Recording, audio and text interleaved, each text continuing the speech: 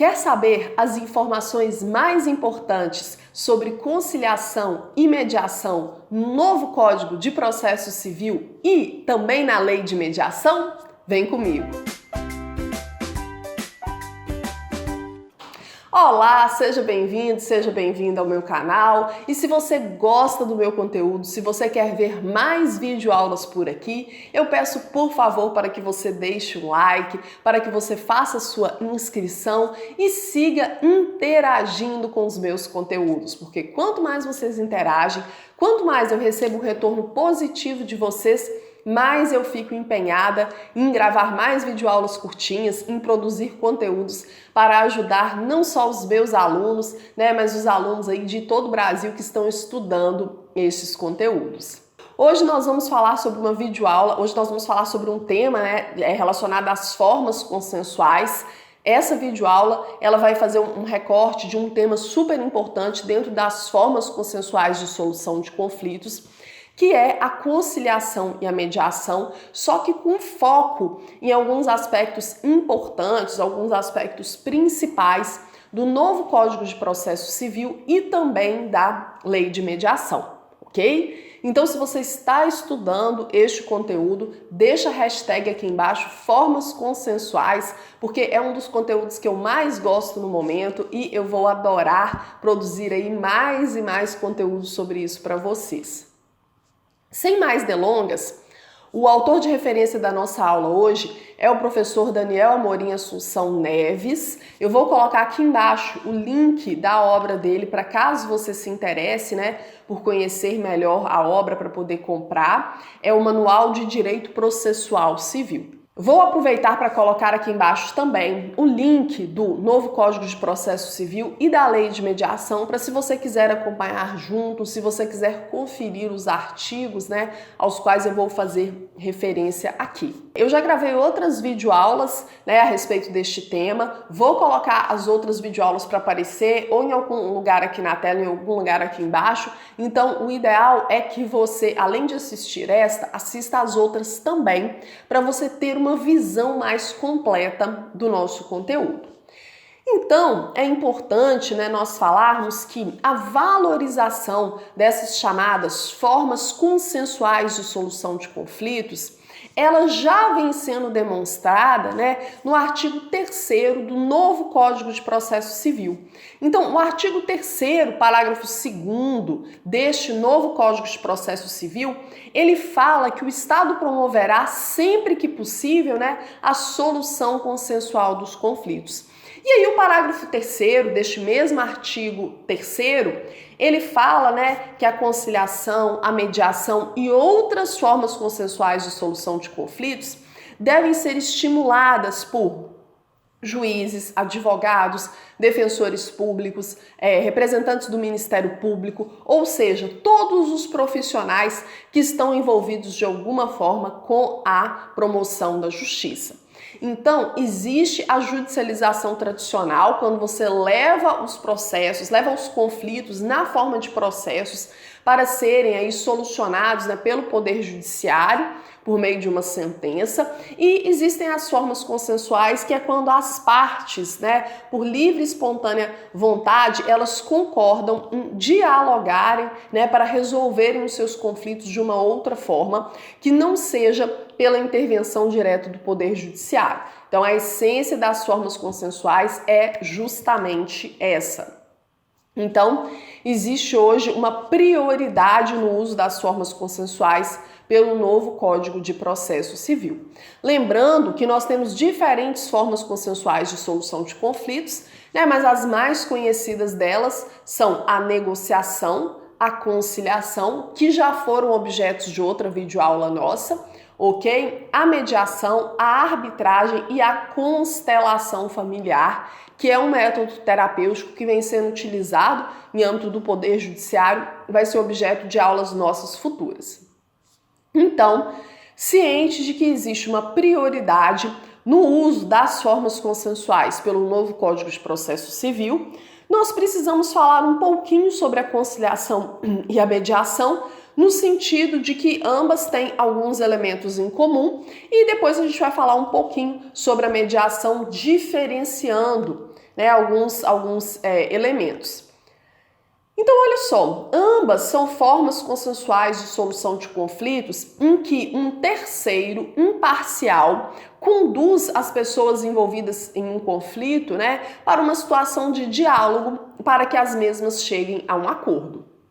Só que a postura do conciliador é uma postura mais ativa. O conciliador, ele pode, né, logicamente depois de ouvir as partes, de saber se elas próprias não têm uma proposta de acordo para aquela situação conflituosa, o conciliador, ele deve sugerir possíveis acordos, ele vai atuar no sentido de ouvir as partes, mas ele vai apresentar intervenções sugerindo aí o que ele acredita serem alternativas para que as partes cheguem a um consenso.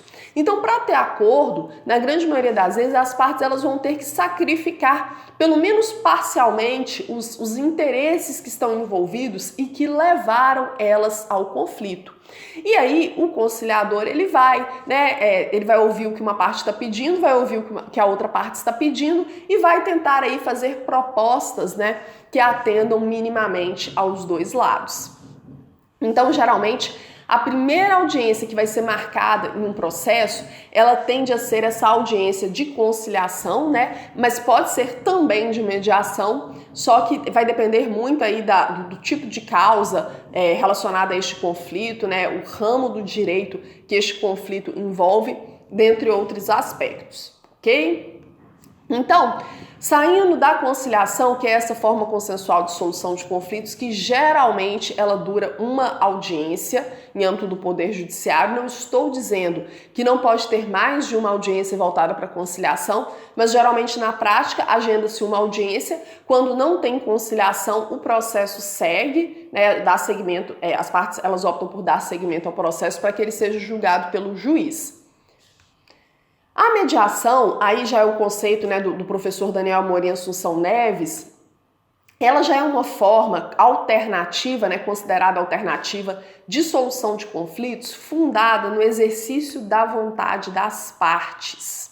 Só que, por outro lado, diferentemente da figura do conciliador, que é uma figura ativa, o professor Neves, ele fala que o mediador, ele não propõe solução de conflitos às partes. Ele conduz as partes para que elas descubram as suas causas, né, de forma a facilitar a remoção daquela causa que motivou o conflito, para assim elas chegarem à solução do conflito. Então, na mediação, a gente está falando de uma forma consensual que as partes envolvidas elas chegam por si só ao acordo. O mediador só vai induzi-las a isso. Então, o mediador, ele utiliza algumas técnicas, por exemplo, da escuta ativa, ele faz uso da comunicação não violenta. O mediador, ele, diferentemente, né, do conciliador, que a audiência de conciliação, ela é marcada com as duas partes ali, né, juntas, acompanhada por seus advogados, na presença do conciliador, a mediação, ela já pode ser feita de modo que o mediador, ele faz reuniões separadas com as partes e seus advogados, isso considerando que tanto a conciliação quanto a mediação, ela vai acontecer em juízo no Poder Judiciário, nada impede que tanto a conciliação quanto a mediação sejam feitas de forma extrajudicial, em um escritório, em um núcleo, em um espaço público ou privado exclusivamente destinado para este fim. Mas a conciliação e a mediação, quando ela é judicial, né, a gente vai considerar que o mediador ele se reúne, aqui, especificamente falando da mediação, ele se reúne, né, em reuniões separadas com as partes e seus advogados, e aí ele vai trabalhando a existência do conflito, de modo que as partes elas proponham, né, elas elaborem sozinhas as suas propostas de acordo, até que ele vê que é o momento de colocar as partes para se reunirem juntas, né? Quando elas já desenvolveram, elas já estão com uma postura mais madura diante do conflito para que elas proponham, né, umas às outras a proposta de acordo que elas acham que é adequada para solucionar aquele caso. E a principal diferença entre a conciliação e a mediação é o tipo de causas para os quais elas são indicadas. Então, aí, né, a gente já tem os parágrafos 2º e 3º do artigo 165 do novo Código de Processo Civil, que ele fala, né, que a conciliação ela é mais adequada para aquelas causas em que as partes não têm e nem vão manter nenhum tipo de vínculo quando encerrar aquele procedimento.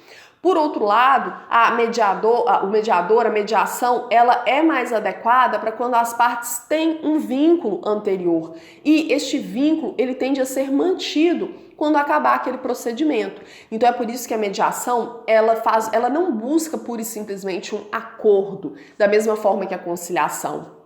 A mediação, ela busca aí tratar o conflito em sua causa, ela busca solucionar o conflito em sua causa. Então, por exemplo, processos envolvendo o direito do consumidor, não é que de um lado nós temos uma pessoa, de outro lado nós temos, na grande maioria das vezes, uma empresa que oferece produtos ou serviços, a conciliação seria uma forma consensual mais adequada. Por outro lado, em um processo de direito de família ou mesmo envolvendo conflitos aí, por exemplo, no âmbito da vizinhança, em que as partes, elas querendo ou não, elas vão continuar mantendo um vínculo ali, independentemente do resultado do procedimento, é importante que seja usada a mediação, porque a mediação, ela visa aí minimizar o conflito de forma a preservar este vínculo que já existia e que vai continuar existindo, ok?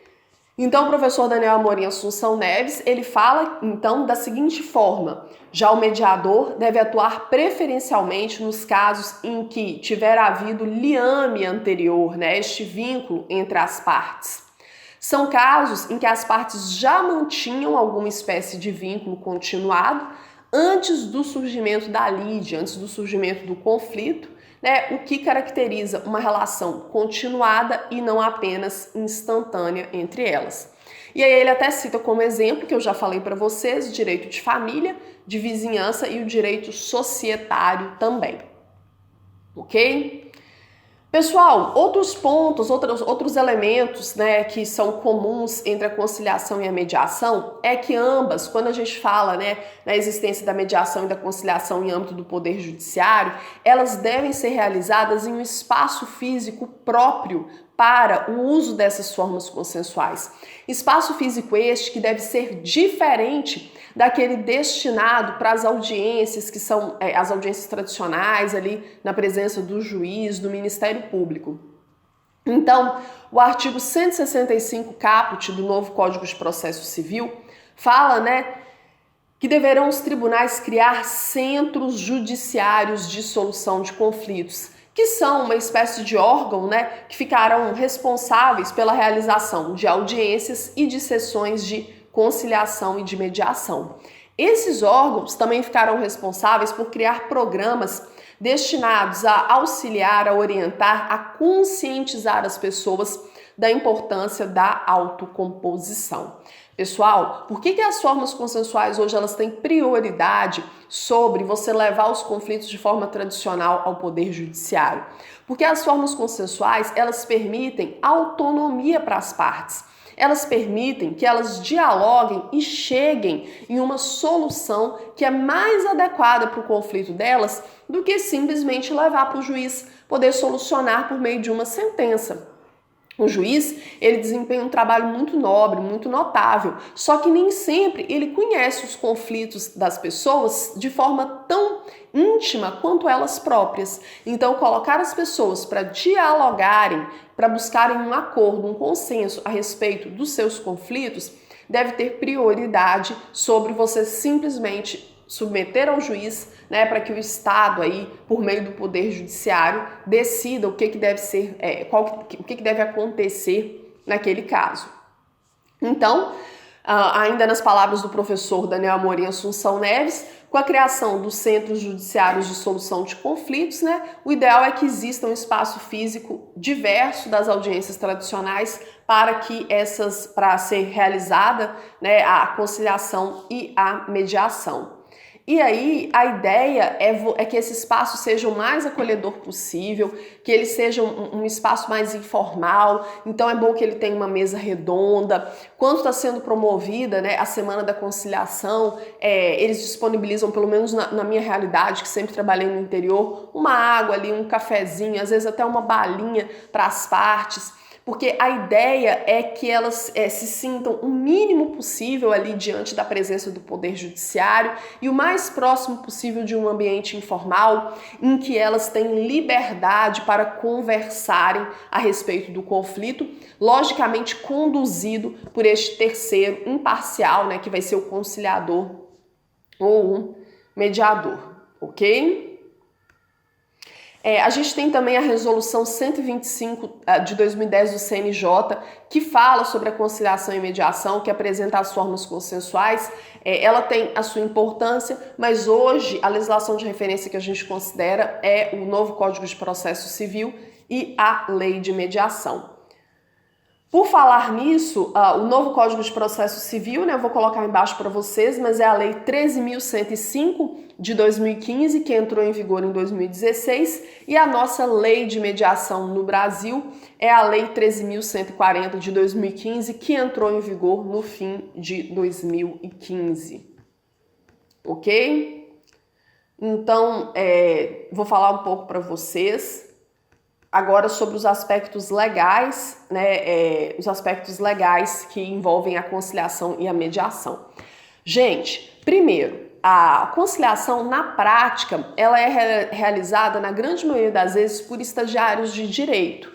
Eu falo da minha realidade, das comarcas do interior, então existe uma prova, né, para estagiar no Tribunal de Justiça, e aqueles estagiários de direito dos últimos, geralmente dos últimos períodos, a partir do 7º período, eles prestam a prova, né, e se aprovados, eles podem trabalhar no Poder Judiciário em diferentes setores, né, em diferentes órgãos, mas alguns deles vão ficar trabalhando como conciliadores nas centrais de conciliação, que são esses centros judiciários de solução de conflitos. Eles recebem capacitação para tal, né? Eles fazem aí um curso de capacitação. Então, na prática, os conciliadores, na grande maioria das vezes, eles são estagiários de direito. Existe, como eu falei, um curso, né, um curso de capacitação pelo qual eles têm que passar antes de começarem a exercer essa função. Já o artigo 11 da Lei de Mediação, que é a Lei 13.140 de 2015, ele fala com relação a um critério que não existe no Código para você trabalhar como mediador judicial. Então, de acordo com a Lei de Mediação, o mediador judicial ele tem que ser uma pessoa formada há pelo menos 2 anos em qualquer curso superior de uma instituição reconhecida pelo MEC. Então veja que não é obrigatório que o mediador ele seja advogado, seja bacharel em direito, mas é obrigatório para ele trabalhar em âmbito do Poder Judiciário que ele tenha pelo menos 2 anos de formado em qualquer área do conhecimento. Então, aqui na capital, eu tenho alunas, né, e alunos que trabalham com mediação, que são, por exemplo, psicólogos, assistentes sociais, então não é obrigatório o bacharelado em direito. Mesmo o conciliador, né, não é obrigado que ele seja advogado. Eu já tive a oportunidade de fazer uma audiência de conciliação como advogada, logicamente, em que havia um estagiário de psicologia na condição de conciliador. E ele estava realizando um trabalho bem bacana, né, trabalhando ali de forma integrada com os demais conciliadores estagiários de direito. Ok? E aí o professor Daniel Amorim Assunção Neves, ele até fala aqui na obra dele, né, que as técnicas de conciliação e de mediação não dependem de conhecimento jurídico, sendo imprescindível que, além de operadores do direito, outros profissionais sejam incluídos aí. A exemplo, por exemplo, aí ele não cita esse exemplo, eu que já vi na prática, né, profissionais da psicologia, do serviço social e já vi até sociólogos e pedagogos também exercendo aí este trabalho de mediação. O tribunal pode criar um quadro próprio de conciliadores e mediadores, ele pode fazer um concurso para preencher essas vagas, né? O novo Código de Processo Civil ele fala isso. E quando a gente fala das formas consensuais de solução de conflitos, vocês vão sempre lembrar que a vontade das partes deve prevalecer sobre qualquer outro critério. Então, nem o conciliador e nem o mediador, apesar deles se empenharem para que as partes dialoguem em busca de um acordo, este acordo ele não pode ser obrigado, ele não pode ser pressionado a eles, ok? E por fim, ainda com base na obra do professor Daniel Amorim Assunção Neves, é importante a gente pensar que o novo Código de Processo Civil, ele apresenta alguns princípios que deverão ser seguidos no âmbito das formas consensuais, tanto a conciliação quanto a mediação. Então, eu vou falar para vocês sobre esses princípios, mas não sem antes destacar os artigos do novo Código de Processo Civil que são de leitura obrigatória para vocês no estudo das formas consensuais. Então, leiam o artigo 3º da Lei 13.105, que é o novo Código de Processo Civil. Leiam o artigo 165, né, parágrafo 1º, parágrafo 2º, parágrafo 3º. E leiam também o artigo 166 e 167. Sendo que o 166 vai falar sobre os princípios que eu vou apresentar para vocês agora. Então, tanto a conciliação quanto a mediação serão orientadas, né, pelos princípios da independência, imparcialidade, autonomia da vontade, confidencialidade, oralidade, informalidade e decisão informada. E aí, o professor Daniel Amorim Assunção Neves, ele fala que a independência, né, tem a ver com o conciliador e o mediador não se colocarem numa posição de sofrerem pressões. Então, ele deve atuar de forma a não se sujeitar a pressões nem das partes e nem a pressões externas. Com relação à imparcialidade, é um conceito autoexplicativo, né? A pessoa que atua como conciliador ou mediador, ele não pode ter vínculos com as partes, ele não pode ser amigo, inimigo, ele não pode aí assumir um lado mais de uma da parte em relação à outra. Com relação à autonomia da vontade, significa dizer que as partes elas não são obrigadas, né, a optarem pelas formas consensuais e menos ainda elas não podem ser obrigadas a celebrarem acordo, ok? A vontade delas prevalece sobre qualquer outra intenção no âmbito das formas consensuais. A confidencialidade está relacionada à obrigação que o conciliador ou o mediador tem de manter em sigilo a respeito de todas as questões tratadas no âmbito do procedimento. A oralidade significa dizer que a conciliação e a mediação, até por elas terem este caráter mais informal, né, essas tentativas de diálogo, de estabelecer o diálogo de acordo entre as partes, elas são feitas de forma oral. Só é registrado na ata de audiência, né, no registro ali da audiência ou da sessão de mediação, aquilo que de fato foi o resultado final do debate que as partes tiveram. Então, o essencial que é conversado é se teve acordo, por exemplo, numa conciliação, se teve acordo, registra-se na ata que houve a celebração de acordo e os termos do acordo, e se não teve acordo, registra que as partes não optaram por fazer acordo. Então, assim, as ofertas de acordo de uma parte para outra, né, os debates entre elas, via de regra, eles não são registrados porque prioriza-se a oralidade no âmbito das formas consensuais. A informalidade tem a ver com estimular o relaxamento entre as partes, né, levar a uma descontração e tranquilidade natural. Então não é na presença do juiz, é na presença do conciliador e do mediador, é feito de tudo para deixar as partes mais à vontade. E por fim, a decisão informada, né, significa dizer que o conciliador e o mediador, ele tem que informar as partes a respeito de todos os seus direitos que estão envolvidos naquele contexto e principalmente tem que informar as partes que elas não são obrigadas a fazerem nenhum acordo, ok? Então esses são os pontos mais importantes da conciliação e da mediação no novo Código de Processo Civil. Façam a leitura desses artigos que eu indiquei. Para complementar, façam a leitura também em seguida do 168, ok? Até o artigo 175, sendo que os que eu falei anteriormente são mais importantes, mas esses complementam. Vou falar agora para vocês alguns aspectos pontuais da lei de mediação, que é uma leitura complementar para quem está estudando, né? Além dos aspectos teóricos, vocês têm que focar também na legislação, que é a Lei 13.140 de 2015, também vai estar aqui embaixo. Então, a lei, no artigo 1º, parágrafo único, ela traz para nós, né, o conceito de mediação. Então, ela fala, né, que considera-se mediação a atividade técnica exercida por um terceiro parcial sem poder decisório que foi escolhido pelas partes e auxilia as partes, né, a identificar ou desenvolver soluções consensuais para a controvérsia. Então, é o conceito de mediação.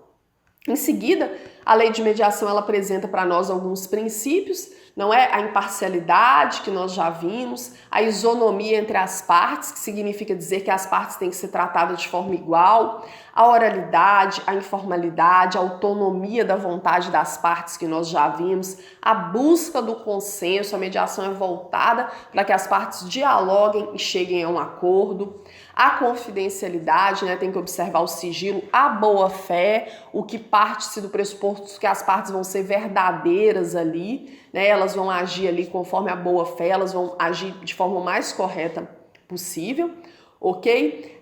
E o parágrafo 2º do artigo 2º fala que ninguém pode ser obrigado a permanecer em um procedimento de mediação. Em seguida, o artigo do 4º ao 8º, que é obrigatório para vocês, fala sobre as disposições dos mediadores, né? O mediador, ele pode ser designado pelo tribunal, pode ser escolhido pelas partes. O artigo 9º e 10º fala ainda sobre a mediação extrajudicial. Então, o mediador extrajudicial, ele pode ser qualquer pessoa desde que tenha a confiança das partes. É diferente do mediador judicial, que tem este critério aí de pelo menos 2 anos de formado em qualquer curso superior e a capacitação, né, de um órgão específico, né, que tem vários órgãos, né, que estão aptos a oferecerem essa capacitação aí para os mediadores. Então leiam 9 e 10, leiam do 11 ao 13. Aliás, pessoal, a lei de mediação, para quem está estudando isso, ela é uma lei, tentem ler ela de forma completa, né? Tem os artigos que são mais importantes, mas é bom vocês lerem de forma completa. Sendo que os mais importantes são o 1º, o 2º, né, o artigo 4º, do 4º ao 8º, depois o 9 e o 10º, o 11, também é importante. Aí, do artigo 14 até o artigo 20, ele fala um pouquinho, né, sobre esse procedimento de mediação, como que a mediação é feita na prática, seja de forma judicial e extrajudicial, né? O artigo 24, ele é de leitura obrigatória do 24 até o 29, porque ele fala sobre a mediação judicial, que é importante para vocês. E tem uma disposição interessante, que isso é uma coisa que pouca gente sabe, né, que não faz parte aí do que as pessoas acreditam, mas a mediação ela pode ser utilizada para solucionar conflitos, inclusive entre particulares e entes da administração pública. E aí, do artigo 32 até o artigo 34, são apresentadas para nós, né, algumas disposições gerais que falam sobre o uso da mediação para solucionar conflitos entre particulares e administração pública. E do artigo 35 em diante, nós temos algumas disposições, né, sobre conflitos envolvendo a administração pública federal direta, autarquias e fundações. Então, a leitura da lei de mediação, mais uma vez eu reitero, é uma leitura obrigatória para você que está estudando mediação, que está estudando as formas consensuais como um todo. Peço aqui mais uma vez para você deixar o seu like, fazer a sua inscrição. Se você é meu aluno, deixa um recadinho carinhoso aqui para mim, que quanto mais vocês interagem, mais videoaulas eu vou gravar para vocês. Um grande abraço e até mais!